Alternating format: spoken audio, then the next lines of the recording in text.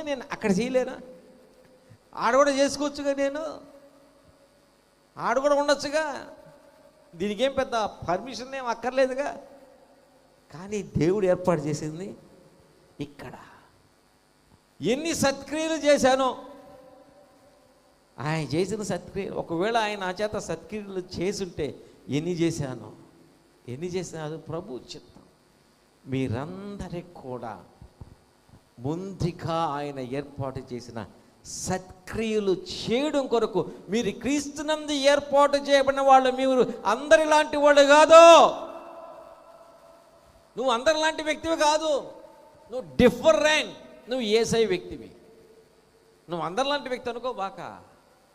దేవుణ్ణి అంగీకరించి యేసయ్య దగ్గరకు వచ్చి నువ్వు ప్రభువు బిడ్డగా మారావు అంటే అది జగత్పునాది వేయబడక మునిపే క్రీస్తులో నువ్వు ఏర్పాటు చేయబడ్డ వ్యక్తివి కాబట్టి నువ్వు ఇక్కడ ఇది